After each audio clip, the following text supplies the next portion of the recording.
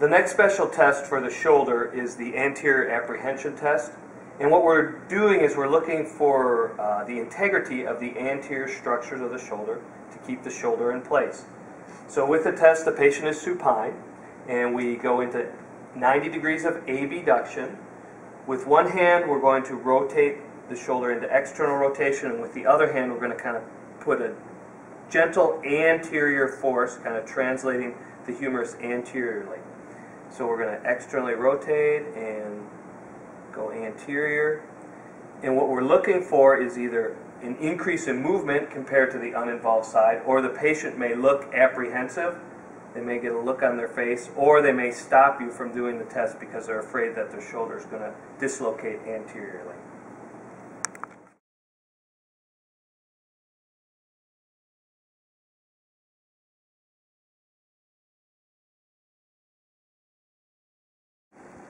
The relocation test also is looking to see if you can stabilize the anterior instability at the glenohumeral joint.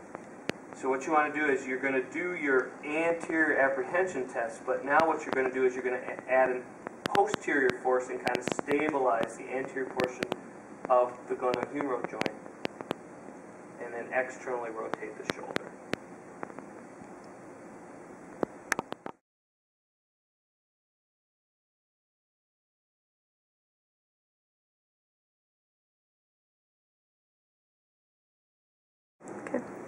Posterior apprehension of the glenohumeral joint special testing is done with the shoulder in 90 degrees of flexion. And then what you want to do is you want to put a posterior force through the elbow. So you're pushing down on the elbow posteriorly. And then as you do that, you want to horizontally adduct with the other hand at the wrist, adduct and internally rotate the shoulder. So look again, posterior, and then horizontal adduction and internal rotation.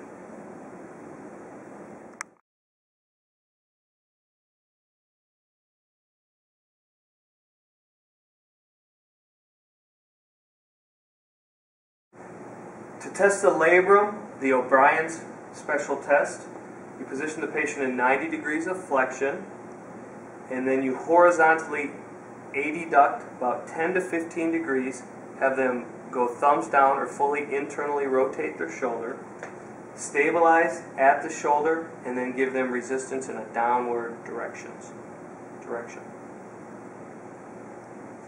Following the internally rotated position, then what you want to do is maintain the 90 degrees of flexion, 10 to 15 degrees of horizontal adduction, and now have them supinate, or turn their wrist and palm up towards the ceiling, stabilize at the shoulder, and resist again.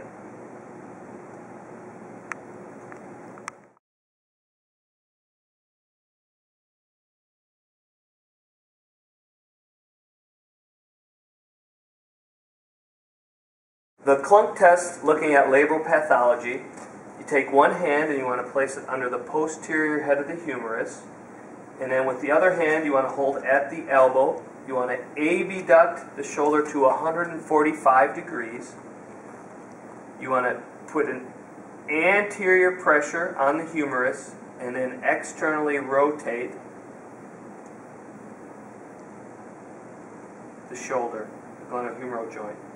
And you're looking for a Klunk.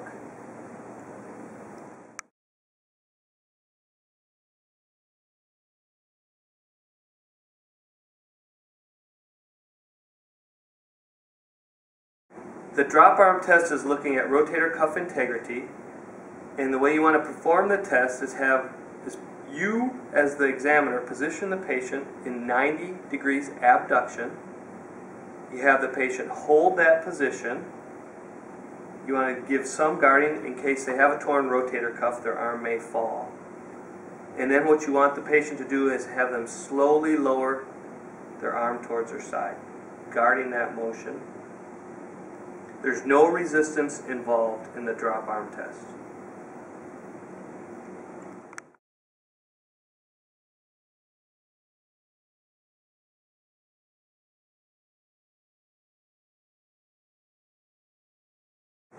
The near impingement test is performed with the patient in a sitting or standing position.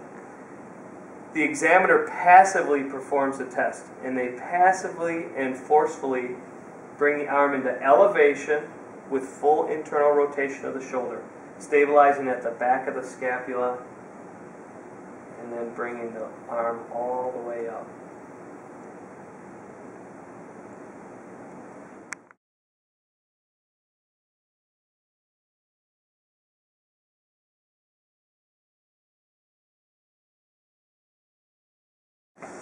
The Hawkins-Kennedy impingement test is performed with the patient in the sitting or standing position.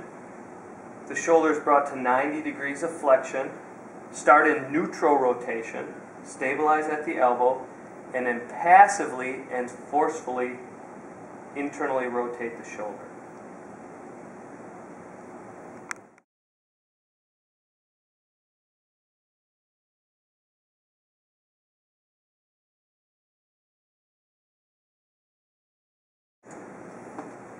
The empty can and full can test position, the patient is sitting or standing.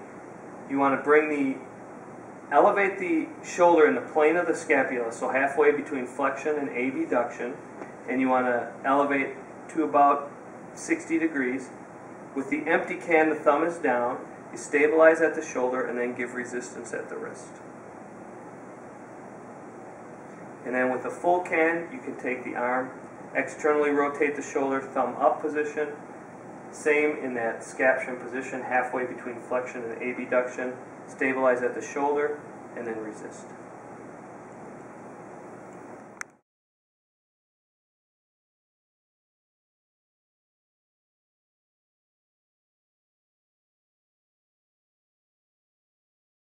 The cross-arm test is looking for acromioclavicular pathology.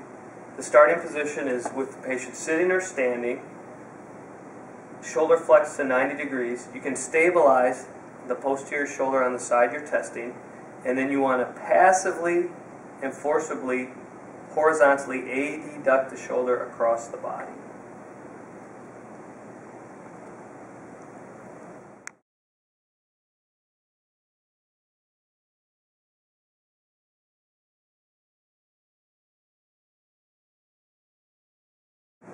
The AC shear test looks for acromioclavicular joint pathology.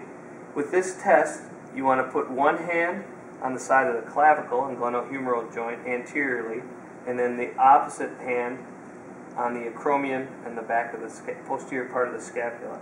And then what you want to do is just kind of shear or push your hands together and shear that acromioclavicular joint.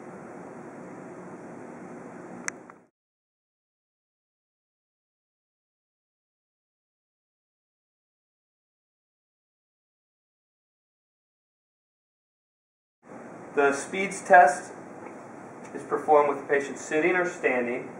Their arm is flexed to 90 degrees. Their forearm is supinated, or palm up towards the ceiling.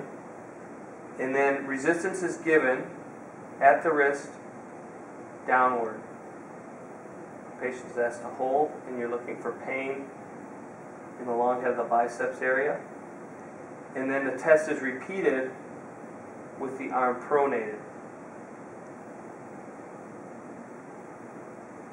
The initial test can also be performed by asking the patient to hold and then having them eccentrically lower their arm.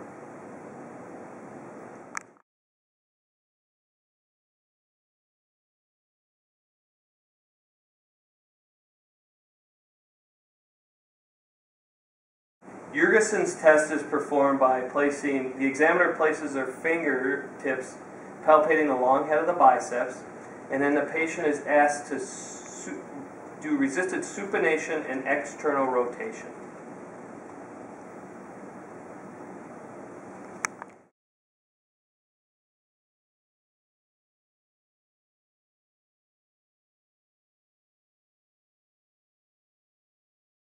The Adson's test is looking at thoracic outlet syndrome. It's the most commonly performed thoracic outlet syndrome special test. It's performed with the patient sitting. The examiner will locate the radial pulse of the patient. Once the radial pulse is located, the patient will rotate their head towards the side being tested, and then they'll extend the head. And then the examiner will extend the shoulder and externally rotate the shoulder. The patient will then take a deep breath and hold. And the examiner checks for the integrity of the continued radial pulse.